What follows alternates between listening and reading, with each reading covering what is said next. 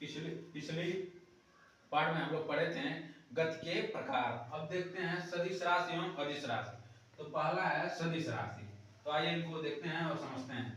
तो ऐसी राशियां जिनको व्यक्त करने के लिए परिमाण के साथ साथ दिशा की भी आवश्यकता होती है सदिश राशि कहलाती है।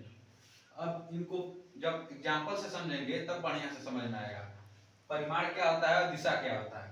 तो देखिए बल है, बल है, पहला बल को समझते हैं। जैसे बल, किसी वस्तु पर हम बल लगाते हैं, जैसे मान लीजिए किसी कोई वस्तु है उस पर हम 5 न्यूटन का बल लगा रहे हैं। तो बल लगा रहे हैं 5 न्यूटन का, तो बल लगाने के साथ साथ ये भी हम लोग कहते हैं कि 5 न्यूटन पूर्व की दिशा में बल लगाइए।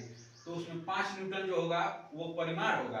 अब जो दिशा होगा, चाहे दिशा जैसे पूर्व में 5 न्यूटन का बल लगाइए, तो दिशा भी उसमें फिक्स है और परिमाण भी है। तो जिसमें परिमाण और दिशा दोनों रहेगा वो क्या होगा, सदिश राशि होगी। अब दूसरा है अदिश राशि। तो इसमें आइए हम लोग देखते हैं ऐसी राशियां जिनको व्यक्त करने के लिए परिमाण की आवश्यकता होती है दिशा की नहीं, अदिश राशि कहलाती हैं। तो आइए इनको एग्जाम्पल से समझते हैं। परिमाण की आवश्यकता होती है किंतु दिशा की नहीं।